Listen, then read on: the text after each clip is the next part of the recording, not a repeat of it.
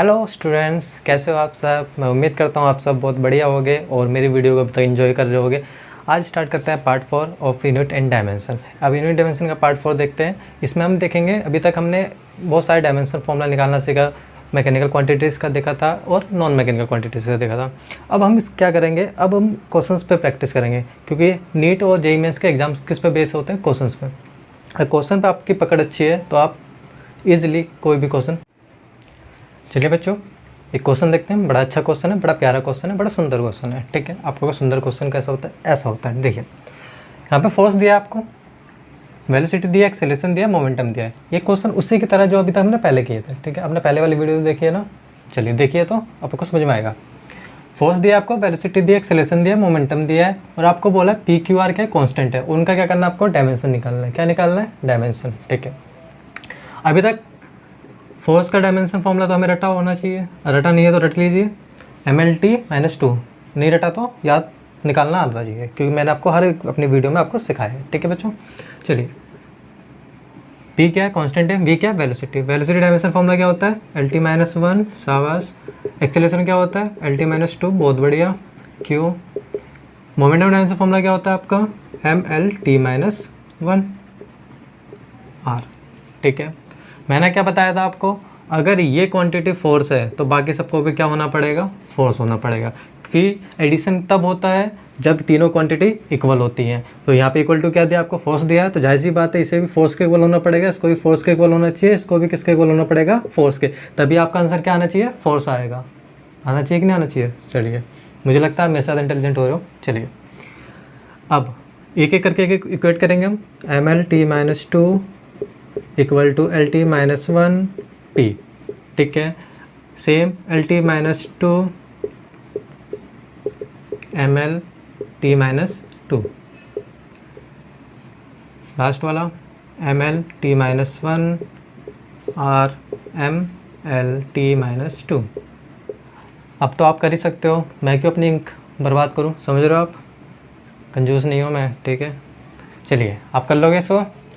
इसका मुझे answer comment करके बताइए क्या आ रहा है आंसर। ठीक है, चलिए अगले क्वेश्चन पे बढ़ते हैं। अगला जो क्वेश्चन है आपका और भी ज़्यादा अच्छा है। आप उसमें अभी तक हम जो देख रहे थे सिंपल एडिशन था। अब जो हम अगला क्वेश्चन देखेंगे उसमें क्या होगा, हम डिवाइड भी ऐड करेंगे। ये सेम क्वेश्चन आपका ये PMT में आया था। क्वेश्चन क्या था, V = AT प्लस में B अपॉन में T प्लस में C। ये PMT 2009 आई थिंक 6 में आया था। ओके, 2006 का क्वेश्चन है ये PMT का। ठीक है, अब इसको कैसे करेंगे। ठीक है, आपसे पूछा था, उसने बोला था A और B C क्या है, कांस्टेंट है और इनका डायमेंशन पता लगाना है। लॉजिक वही है जो अभी तक हमने पढ़ा है। ठीक है, लॉजिक आपका चेंज हुआ तो काम नहीं चलेगा। ठीक है, लॉजिक बिल्कुल सेम लगाना है बिल्कुल। देखिए मैंने क्या बोला था, एडिशन होने के लिए डायमेंशन फॉर्मूला क्या होना चाहिए, सेम होना चाहिए। इसका भी डायमेंशन फॉर्मूला V होना चाहिए, तभी V + V होगा, तभी तो V मिलेगा। तो इसका भी डायमेंशन फॉर्मूला क्या होना चाहिए, V होना चाहिए, और इसका भी डायमेंशन फॉर्मूला क्या होना चाहिए, V होना चाहिए। V क्या यहाँ पे, वेलोसिटी है। आप सोच रहे हो कि V क्या है, V यहाँ पे वेलोसिटी है, T क्या है यहाँ पे, टाइम है। ठीक है बच्चों, चलिए करते हैं। वेलोसिटी LT-1, A का निकालना है, T का टाइम होता है, B T प्लस में C। इसका डायमेंशन क्या होना चाहिए, LT-1 इक्वल करने के लिए।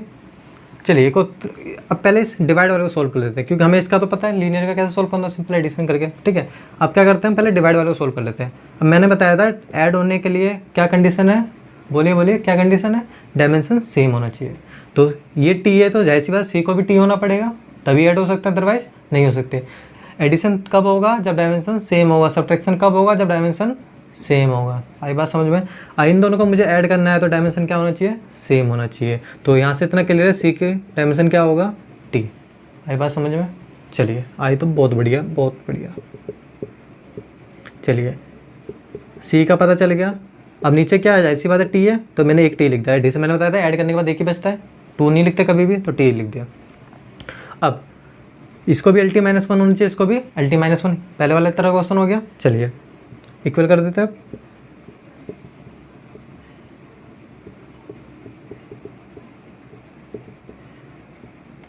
अब वैल्यू निकाल सकते हो आप सबकी। तो ए की वैल्यू कितनी आएगी आपकी LT-2, बी की कितनी आएगी आपकी ओनली n। मल्टीप्लाई करेंगे पावर ऐड होगी तो -1 और +1 कैंसिल आउट हो जाएगा 0।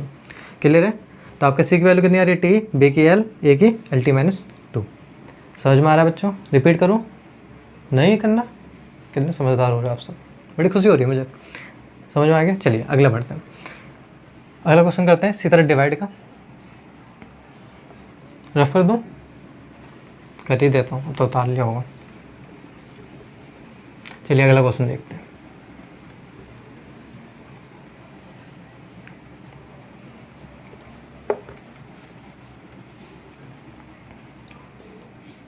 अगला क्वेश्चन आपका ऐसा कुछ है, force equal to alpha beta plus में डेंसिटी,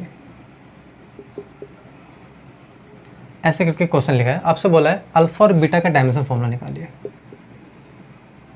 ठीक है, आपसे बोला है अल्फ़ा और बीटा का डायमेंशन फाइंड करना है आपको। ठीक है, आसान क्वेश्चन है। जब भी डिवाइड वाले क्वेश्चन हो तो हमें सबसे पहले उन पार्ट को सर्च करना है कि एडिशन कहाँ पे हो रहा है और सब्ट्रैक्शन कहाँ पे हो रहा है। यहाँ पे नीचे क्या हो रहा है, एडिशन हो रहा है बीटा प्लस डेंसिटी का। ठीक है, अब जाहिर सी बात है, मैंने अभी आपको बताया है एडिशन होने के लिए क्या सेम होना चाहिए, क्या होना चाहिए, बोलिए भाई, क्या होना चाहिए, डायमेंशन सेम होना चाहिए। एडिशन कब होगा, जब डायमेंशन सेम होगा। तो ये बीटा है और ये डेंसिटी है, तो दोनों क्या होने चाहिए, सेम होने चाहिए, जब ये ऐड होंगे। तो डेंसिटी का डायमेंशन फॉर्मूला क्या होता है, डेंसिटी होती क्या है, मास अपॉन में वॉल्यूम। मास का डायमेंशन फॉर्मूला m, वॉल्यूम का मीटर क्यूब यानी L की क्यूब। तो क्या डायमेंशन होगा इसका, ml-3। है बात समझ में? चलिए फोर्स यहाँ पे F क्या है, फोर्स आएगा आपका, तो फोर्स का डायमेंशन फॉर्मूला ml-T-2। अल्फ़ा ऊपर है ही, अब जाहिर सी बात है ऐड होने के लिए डायमेंशन सेम होना चाहिए, तो बीटा भी क्या होगा ml-3, अदरवाइज एडिशन नहीं होगा। तो नीचे क्या आया, ml-3। आई बात समझ में? चलिए अब इधर मल्टीप्लाई करते हैं।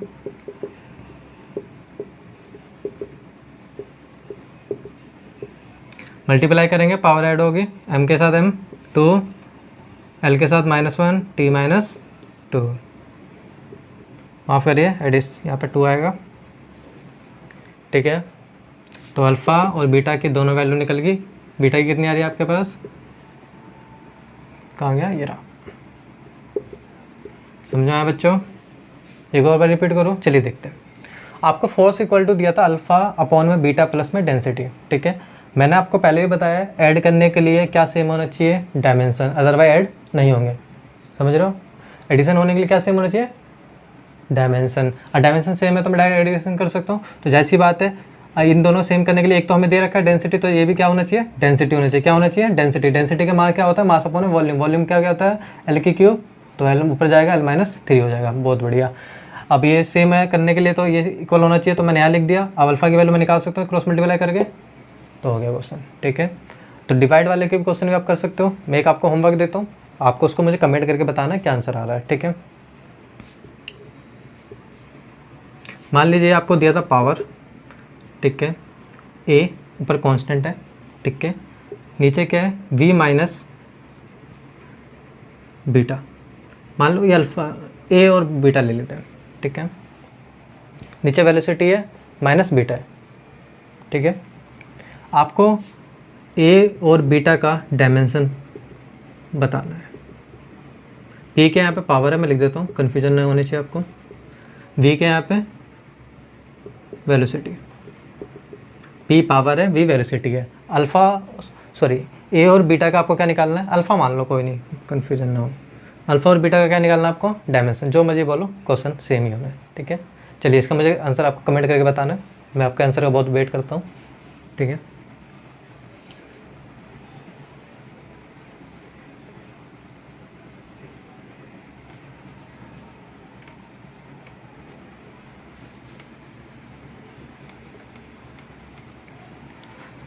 चलिए एक क्वेश्चन और करते हैं। ठीक है, पेपर में आया था, आपसे पूछा था फाइंड डायमेंशन। आपसे बोला था फाइंड करिए डायमेंशन, लेकिन किसका, वो यूँ लिखा था, म्यू परमेबिलिटी और परमिटिविटी की पावर -12, ऐसे लिखा था। ठीक है, इसका डायमेंशन निकालना था आपको। ऑप्शन दिए थे आपके पास L2 T-2, B L T-3, C L T-1, D option दिया था आपको नन ऑफ दिस। कर सकते हो आप सभी क्वेश्चन, ठीक है। अगर इस क्वेश्चन में आपने परमेबिलिटी और परमिटिविटी निकालने की कोशिश करी तो आपने फिजिक्स नहीं पढ़ी है। मैं कहना क्या चाहता हूँ समझ रहे हो? अगर आपने इसको निकालने की कोशिश करी और वैल्यू डाली तो आपने फिजिक्स सही से नहीं पढ़ी है और नीट का एग्ज़ाम आप ऐसे देने जा रहे हो, ठीक है। अब हमने पढ़ा था इलेक्ट्रोमैग्नेटिक वेव्स में कि स्पीड ऑफ लाइट का फॉर्मूला होता है आपका 1/μ√μ0 और ε0। ध्यान से देखिए ये चीज़ सेम है, ये सेम है तो इक्वल टू क्या है, सी स्पीड ऑफ लाइट, स्पीड कोई सी भी डायमेंशन फॉर्मूला क्या हो ना L-1। तो क्वेश्चन देखते ही हो जाना चाहिए था, वो होगा भी अब अगर आता है तो कभी फ्यूचर में। आई बात समझ में? ठीक है, चलिए अगला क्वेश्चन करते हैं।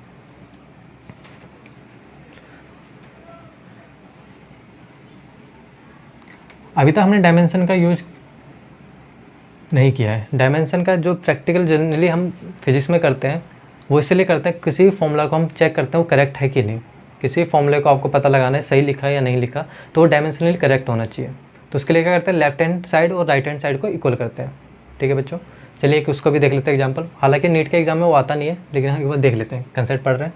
मान लीजिए S = UT प्लस में हाफ AT², ठीक है।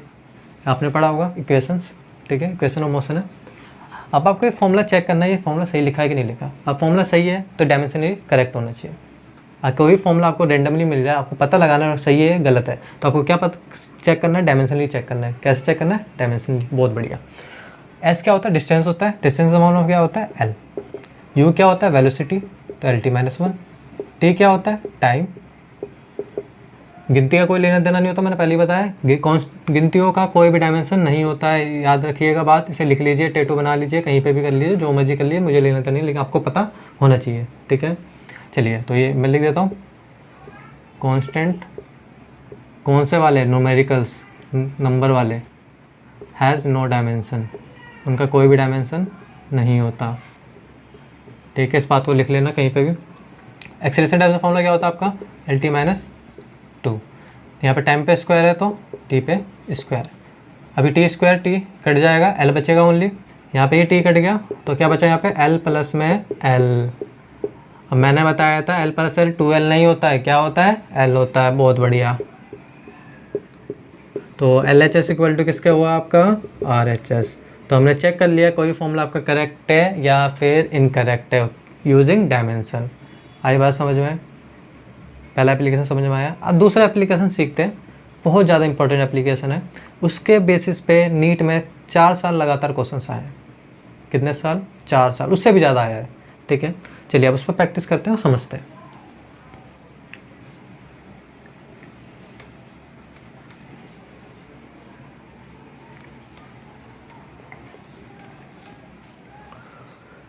अब देखते हैं अगला टॉपिक्स।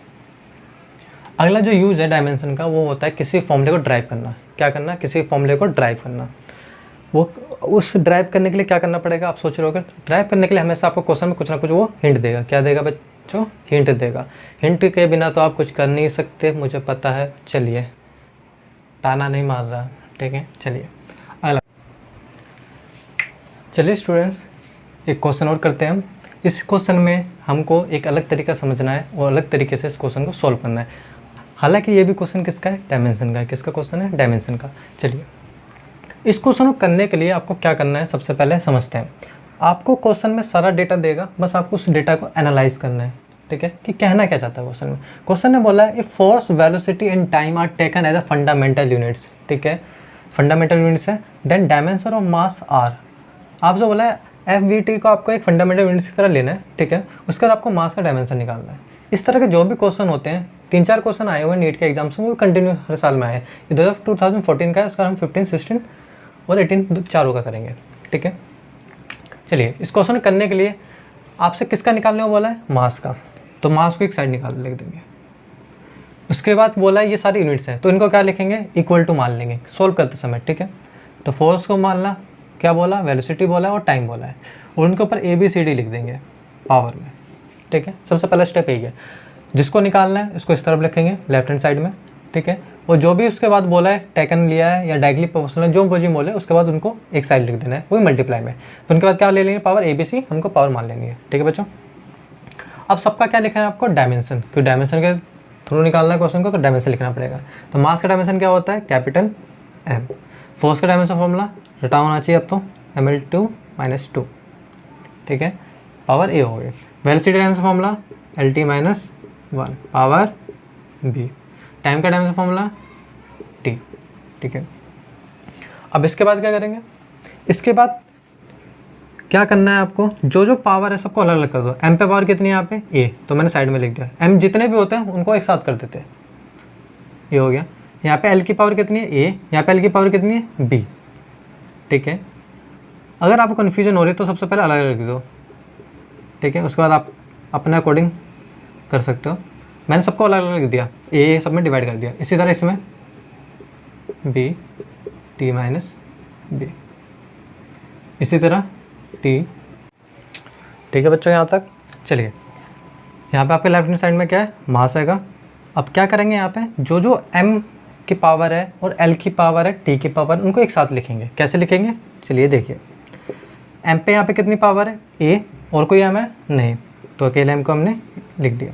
अब यहाँ पे L की पावर कितनी है A, यहाँ पे कितनी है B, तो हमें पता है मल्टीप्लाई में पावर क्या होती है, ऐड होती है। मैथमेटिक्स में स्ट्रॉन्ग लग रहे हो मुझे आप सब। चलिए अब यहाँ पे T की पावर कितनी है, -2 है, -B और C, पता है मल्टीप्लाई में क्या होता है, पावर ऐड होती है। चलिए कर दिया हमने। अब क्या कराएंगे हम, अब क्या करेंगे, पावर को इक्वेट करेंगे। इसी को बोलते हैं प्रिंसिपल ऑफ होमोजेनिटी, ठीक है। क्या बोलते हैं, प्रिंसिपल ऑफ होमोजेनिटी, ठीक है। प्रिंसिपल होमोजेनिटी क्या कहता है, जो भी हम पावर लेफ्ट हैंड साइड में और पावर राइट हैंड साइड में, उन दोनों को क्या करेंगे, इक्वेट कर देंगे, ठीक है। इक्वेट करने से क्या होगा, क्वेश्चन में जो पावर होंगे उसको सॉल्व करने में हेल्प मिलेगी, ठीक है।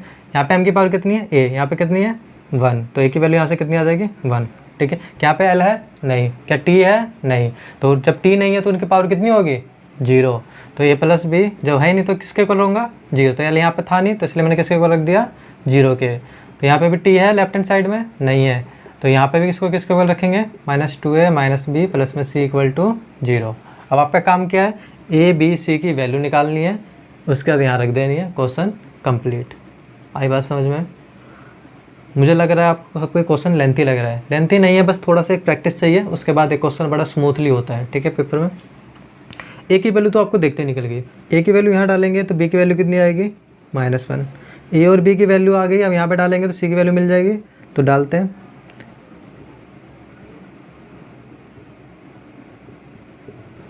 ठीक है, -2 + 1, तो C की वैल्यू कितनी आएगी 1।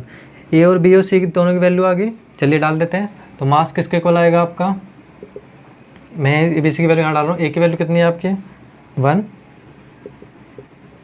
B की वैल्यू -1, T की वैल्यू, C की वैल्यू 1। तो बताइए कौन सा ऑप्शन मैच हो रहा है, D। तो D is the right answer. आए बच्चों समझ में, थोड़ी उम्मीद जग रही है कि आप कर सकते हो, आप एब्सोल्युटली कर सकते हो।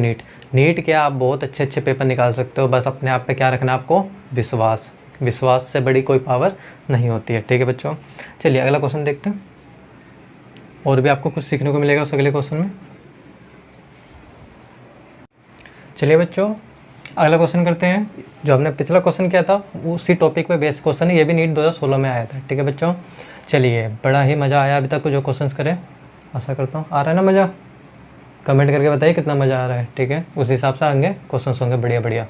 चलिए इस क्वेश्चन को करने के लिए आपको सेम उसी तरह के क्वेश्चन की तरह डेटा दिया हुआ है। प्लांक्स कांस्टेंट दिया है, स्पीड ऑफ लाइट दिया है और ग्रेविटेशन कांस्टेंट दिया है। मैंने आपको पहले ही बोला है ग्रेविटेशन कांस्टेंट, प्लांक्स कांस्टेंट काफ़ी इंपॉर्टेंट है पेपर के पॉइंट ऑफ व्यू से, ठीक है। नीट का एग्ज़ाम्स और जेईई मेंस का एग्ज़ाम, चाहे कोई सा भी एग्ज़ाम्स हो, ठीक है, जो भी आपके मेडिकल और इंजीनियरिंग एग्ज़ाम के लिए क्वेश्चन सेट होते हैं डायमेंशन के, वो इन चीज़ों को यूज़ ज़रूर करते हैं, ठीक है। चाहे ग्रेविटेशन कांस्टेंट का यूज़ हो रहा हो, चाहे प्लांक्स कांस्टेंट का हो रहा हो, और भी जो बेसिक हैंगे, जैसे हो गया आपका coefficient of viscosity and permittivity, permeability, ये सब जो इनके जो डायमेंशन है ना आपको याद होने चाहिए, या फिर आपको निकालना तो ज़रूर आना चाहिए। कोई रटा हुआ पेपर में भूल भी सकते हो, लेकिन आपको निकालना तो ज़रूर आना चाहिए। नहीं आता तो फिर तो मार्क्स गए, फिर तो कोई चारा ही नहीं है। चलिए अब करते हैं इस क्वेश्चन को। प्लांक्स कांस्टेंट डायमेंशन फॉर्मूला, चलिए आप भूल गए तो मैं दोबारा रिवाइंड करवाता हूँ आपको। फॉर्मूला क्या होता है प्लांक्स कांस्टेंट के लिए निकालने का? H mu. एनर्जी का डायमेंशन फॉर्मूला ml2t-2, रटा होना चाहिए एनर्जी का, मैंने पहले ही बोला आपको। एच का निकालना है, फ्रीक्वेंसी का क्या होता है 1/t, तो t की पावर -1, तो t के माइनस t माइनस कट जाएगा, तो ml2t-1। किसका फॉर्मूला ये? डायमेंशन प्लांक्स कांस्टेंट का। ठीक है बच्चों, चलिए अगला स्पीड ऑफ लाइट। स्पीड कोई से भी डायमेंशन फॉर्मूला क्या रहता है बच्चों? Same LT-1। ठीक है, अगला ग्रेविटेशन कांस्टेंट। ग्रेविटेशन कांस्टेंट भूल गया तो फॉर्मूला में पता होनी चाहिए, F=g(m1)(m2)/r²। ठीक है, तो फोर्स का डायमेंशन फॉर्मूला ml(t-2). मैंने बोला एनर्जी और फोर्स एक तरह से आपस में लिंकिंग है, कभी भूलना नहीं है, हमेशा जरूरत पड़ती रहती है। ठीक है बच्चों, चलिए जी का निकालना है, मास मास मल्टीप्लाई होगा तो m² हो जाएगा, नीचे डिस्टेंस है, डिस्टेंस का क्या होता है L², अब इधर जाकर मल्टीप्लाई होगा, इधर आके ये डिवाइड हो जाएगा। बहुत बढ़िया, चलिए ml मल्टीप्लाई कर देते हैं, 2 और 3 फ्लो में चल रहे हैं, बहुत बढ़िया से समझेंगे। यहाँ पे m² डिवाइड आएगा तो ऊपर जाके एक बचेगा -1, तो जी का डायमेंशन फॉर्मूला कितना आ गया? ml m की पावर -1 l की पावर 3 t-2। बहुत बढ़िया, समझ में आ रहा है मुझे, ऐसा लग रहा है आप सबको। चलिए जी का निकल गया डायमेंशन फॉर्मूला, v का निकल गया और h का निकल गया। ठीक है, मैंने हालांकि पहली वीडियो में आपको करवाया हुआ है, एक बार दोबारा आपको रिपीट करवा दिया। ठीक है, चलिए आपसे किसका पूछा? लेंथ का। तो मैंने पूछा लेंथ, बोला उसने, तो लेंथ एक साइड लिखेंगे, जिसका निकालना उसका लेफ्ट हैंड साइड में हमेशा। ठीक है, इक्वल टू किस किस के लिए बोला था उसने? प्लांक्स कांस्टेंट h मान लिख दिया मैंने। ठीक है, स्पीड ऑफ लाइट c लिख दिया मैंने, ग्रेविटेशन कांस्टेंट g लिख दिया। अब उनके बाद क्या लिखते हैं? पावर a b c बना दो, कोई दिक्कत नहीं। c आ गया तो अल्फा बीटा गामा ले लेते हैं ताकि आपको कन्फ्यूजन ना हो जाए। अल्फा मान लिया इसे, बीटा मान लिया और गामा मान लिया। ठीक है बच्चों, लेंथ का डायमेंशन फॉर्मूला सबका क्या लिखना है? Dimension formula. लेंथ का dimension formula l, Planck's constant का निकाल लिया हमने, कितना आ रहा है आपका? ml2t-1। ठीक है, स्पीड का LT-1, पावर कितनी है? बीटा, यहाँ पे भी अल्फा। जी का कितना निकला आपका? m-1 L3 और t-2, पावर कितनी है? गामा। ठीक है, अगला स्टेप क्या है? सबको पावर को अलग अलग लिखेंगे। अब मैं पहले वाले वीडियो की तरह सबको अलग अलग ब्रेक नहीं करूँगा, डायरेक्ट लिखूँगा। m की पावर कितनी है यहाँ पे? अल्फ़ा, यहाँ पे कितनी है? Minus gamma. अब पावर मल्टीप्लाई में क्या होती है? ऐड होती है, तो मैं एक साथ लिख दूँ, समझ रहे होगे आप सब। अल्फ़ा यहाँ पे और इसके माइनस गामा, जिसको दिक्कत हो रही है वो अलग अलग ब्रेक करके लिख सकता है। अब l की पावर यहाँ पे, अब m का लिख दिया मैंने, जितने m थे। अब l की यहाँ पे कितनी है? 2 × अल्फ़ा प्लस में यहाँ पे बीटा प्लस में 3 गामा। ठीक है बच्चों, कैसे लिखा समझ में आ रहा है? चलिए अब t की पावर कितनी है, इसका ब्रैकेट बना देते हैं ताकि कन्फ्यूजन ना हो। यहाँ पे कितनी है? माइनस अल्फ़ा, सबको प्लस में लिखनी है। यहाँ पे कितनी है? माइनस बीटा, यहाँ पे कितनी है? -2 गामा। ठीक है बच्चों, अब कंपेयर करेंगे according to principle of homogeneity. Principle homogeneity क्या कहता है? दोबारा रिपीट करते हैं, पावर को इक्वेट करने में हेल्प करता है बस, और कोई काम यहाँ पे नहीं है इसका। चलिए अल्फ़ा माइनस बीटा, यहाँ पे कोई m है नहीं है, तो पावर किसके इक्वल होगी? 0 के। बहुत बढ़िया। यहाँ पे l की पावर कितनी है? 2 अल्फ़ा बीटा प्लस में 3 गामा। यहाँ पे कितनी है l की पावर? 1। क्या यहाँ पे t दिख रहा है आपको? दिख रहा है? मुझे तो नहीं दिख रहा, तो यहाँ पे कितनी मानेंगे? 0 कर दिया। अगेन क्या करेंगे? अल्फ़ा बीटा गामा की वैल्यू निकालेंगे। जब अल्फ़ा बीटा की गामा वैल्यू आ जाएगी तो यहाँ डाल देंगे, आंसर आपका आ जाएगा। चलिए करते हैं। अल्फ़ा इक्वल टू यहाँ से गामा हो जाएगा, दोनों इक्वल है। अब इन दोनों वाली इक्वेशन में डाल देंगे, फिर सिंप्लीफाई करेंगे। अल्फ़ा इक्वल टू गामा है तो अल्फ़ा यहाँ पे डाल दूंगा। चलिए इस वाले पे में डाल देते हैं, तो यहाँ पे क्या होगा? Minus gamma minus beta -2 gamma equal to 0। Minus minus plus 3 gamma minus beta equal to 0। तो यहाँ से बीटा की वैल्यू कितनी आ रही है आपके पास? -3 गामा। ठीक है, बीटा की वैल्यू आ गई आपके पास 3 गामा। अब इस बीटा को क्या करेंगे? हम इस वाली इक्वेशन में डाल देंगे। पहले क्या करा मैंने? इसको इसमें डाला, अब जो बीटा वाली आई तो इसमें डाल दिया। ठीक है बच्चों, चलिए यहाँ पे देखते हैं। 2 अल्फ़ा, अल्फ़ा की जगह क्या डालूँगा? गामा। बीटा तो आपका ऐसे लिखा है, बीटा की जगह क्या डाल देंगे हम? -3 गामा। ठीक है, प्लस में यहाँ पे ऑलरेडी क्या था? 3 गामा था इक्वल टू 1। 3 2 5, 5 में से 3 गया, 2 गामा इक्वल टू 1। तो जी की वैल्यू यहाँ से कितनी, गामा की वैल्यू कितनी आ जाएगी आपकी 1/2। ठीक है बच्चों, अब गामा की वैल्यू यहाँ पे 1/2 डालूंगा तो यानी रूट आएगा। तो रूट जी कहाँ पे है, ए बी और डी में। यहाँ से इतना क्लियर हो गया, सी क्वेश्चन हमारा, सी ऑप्शन तो नहीं हो सकता है। ठीक है, क्योंकि गामा पे रूट आपका हाफ आया तो जी पे रूट आएगा, तो जी पे रूट आएगा तो ए और बी डी ऑप्शन में रहेगा, बाकी सी तो आपका अपने आप ही हट गया। अब बाकी देखते हैं और कोई हटता है। गामा की वैल्यू यहाँ डालेंगे बीटा की, तो कितना आएगा -3/2। तो बीटा किस पे था, सी पे, तो सी कहाँ आना चाहिए, नीचे आना चाहिए। तो कितने पावर में आना चाहिए, क्योंकि माइनस है, नीचे पावर में आएगा, पॉजिटिव हो जाएगा। तो ऑप्शन कौन सा बचता है आपका, ए। आप ऐसे अपना टाइम बचा सकते हो, क्वेश्चन को जल्दी कर सकते हो पेपर में, नीट के एग्जाम में यही तरीका होता है। आपको हर किसी के निकालने नहीं है, आपको बस वैल्यू निकालनी है। आप ऐसे भी कर सकते हो, अल्फा बीटा गामा के निकाल के यहाँ डाल दो, फिर उसके बाद देख लो ऑप्शन कौन सा सही है। लेकिन आपको पेपर में टाइम बचाना होता है, वैसे 45 क्वेश्चन करने होते हैं, तो आपको टाइम बचाने के क्या करना है, आपको 1-2 वैल्यू निकल जाए तो उसके बाद अकॉर्डिंग टू आप देख सकते हो, फटाफट टिक मार सकते हो। आया समझो बच्चों यहाँ पे। चलिए एक और क्वेश्चन करते हैं, उसका मैं आपको होमवर्क। चलिए बच्चों, प्रिंसिपल होमोजेनिटी का एक और क्वेश्चन करते हैं। ठीक है, क्वेश्चन नंबर 3। इसके बाद आपको मैं एक होमवर्क दूंगा। ठीक है, ये 2017 में नीट में आया था। क्वेश्चन ने कहा क्या था कि आपसे क्वेश्चन ने बोला था कि इसमें भी वही लॉजिक था जो पिछले वाले क्वेश्चन में। पिछले वाले में क्या कहा था कि डायमेंशन ऑफ लेंथ निकालने को बोली थी। इस बार मैंने थोड़ी सी लैंग्वेज चेंज कर दी, क्वेश्चन है सेम। उस क्वेश्चन ने जो लिखा था वैसे लिखा था, डायमेंशन ऑफ लेंथ डिपेंडेंट है सी पे, जी पे एंड इस क्वान्टिटी पे। ठीक है, आपसे बोला था कि कौन सा कॉम्बिनेशन है जो बिल्कुल करेक्ट होगा इसके लिए। ठीक है बच्चों, चलिए तो same logic, L is directly equal to, sorry directly का साइन नहीं, इक्वल टू किस के, सी के मानेंगे हम, जी मानेंगे और जो आपको क्वांटिटी दी है। अब यहाँ पे इस क्वेश्चन काफ़ी अच्छा क्वेश्चन था, ये थोड़ा सा ट्रिकी टाइप का क्वेश्चन है। क्यों ट्रिकी है वो समझते हैं। अब आप ई का जब डायमेंशन फॉर्मूला लिखोगे तो आप AT लिख दो, एम्पेयर और टी। ई का जो डायमेंशन फॉर्मूला लिखोगे आप AT लिखोगे बेसिकली, लेकिन AT जहाँ लिख दोगे वहाँ गड़बड़ी स्टार्ट हो जाएगी, क्योंकि ए को कंपेयर करना नहीं, क्योंकि ज़्यादा जो प्रिंसिपल होमोजेनिटी वो लगती है मैक्सिमम टाइम में, वो लगती है आपकी मैकेनिकल क्वांटिटीज़ के लिए।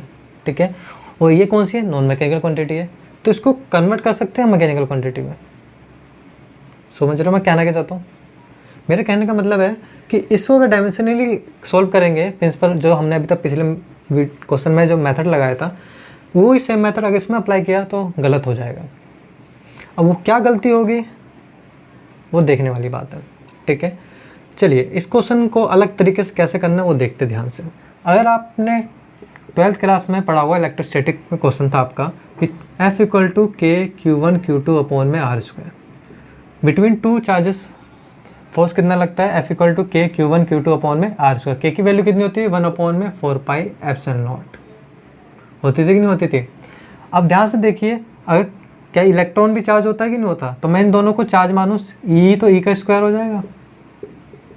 ध्यान से देखिएगा ये चीज़, ये लिखी है यहाँ पे। समझ रहे बच्चों मैं क्या कहना चाहता हूँ। तो क्या मैं ऊपर नीचे मतलब बोथ साइड में r² मल्टीप्लाई कर सकता हूँ। जब मैं दोनों साइड r² मल्टीप्लाई करूँ तो एक r कट गया, तो r² F = किसका आया, इस क्वांटिटी के। कहना क्या चाहता हूँ, समझ में आ रहा है बच्चों। चलिए तो इसकी जगह मैं किसको रिप्लेस कर दूँ, r² और f को। बहुत बढ़िया, c की पावर a, g की पावर b और r² f की पावर c। ठीक है बच्चों, चलिए अब सबका क्या लिखना है आपको, डायमेंशन। क्या लिखना है, डायमेंशन। लेंथ का डायमेंशन l, c का डायमेंशन LT-1, g का डायमेंशन याद नहीं होगा मुझे पता है, तो g का दोबारा निकाल लेते हैं आपकी संतुष्टि के लिए। देखिए आपकी याद होना चाहिए आपको, MLT-2, g का निकालना है। यहाँ पे m का स्क्वायर आएगा, यहाँ पे l का स्क्वायर आएगा, मल्टीप्लाई होगा और ये डिवाइड में आएगा। चलिए निकल गया, बहुत जल्दी निकाल लिया आप सब ने, इंटेलिजेंट हो गए आप सब। चलिए m-1 L3T-2 b r² का यानी l², f का कितना होगा MLT-2 c। ठीक है, सेम जो कांस्टेंट है उनके जो पावर है उनको एक साथ लिखना है। l की पावर यहाँ पे कितनी है, सॉरी a रहना है, l की पावर a है, यहाँ पे l की पावर, पहले m को लिखते हैं हमेशा, ठीक है, ताकि दिक्कत ना हो। m की पावर यहाँ पे m है नहीं है, यहाँ पे m है तो पहला एक m लिख दिया, कितना है b माइनस बी, यहाँ पे कितना है 1 है तो प्लस में c। ठीक है बच्चों, अब बारी किसकी, l की। कितनी है यहाँ पे 1a, कितनी है 3b, कितनी है 2 एक 3 प्लस में 3c।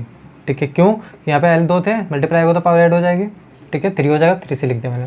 अगला आपका t minus a minus 2b minus, यहाँ पे कितनी है minus a minus 2b minus 2c। ठीक है, अब फिर वही करेंगे, पावर को इक्वेट करेंगे। 0 m तो है नहीं यहाँ पे, क्या दिख रहा है आपको m नहीं है। ठीक है, l कितना है यहाँ पे 1, यहाँ पे कितना है a प्लस में 3b प्लस में 3c इक्वल टू 1। क्या t दिख रहा है आपको, नहीं, तो t है नहीं, तो माइनस है minus 2b minus 2c equal to 0। अब इस क्वेश्चन के आप a b c की वैल्यू निकालिए। ठीक है, और मुझे आप कमेंट करके बताइए इनमें से कौन सा ऑप्शन करेक्ट है। ठीक है बच्चों, अगर नहीं होता है तो मैं नेक्स्ट वीडियो में इसका सोल्यूशन करूँगा। ठीक है, आपको इसका सोल्यूशन निकाल के मुझे बताना है कौन सा ऑप्शन इसमें से करेक्ट है। अपने आप से सॉल्व करना है ईमानदारी से। ठीक है, एक क्वेश्चन मैं आपको होमवर्क देता हूँ, वो भी आपको करना है। ठीक है, मैं रफ कर रहा हूँ।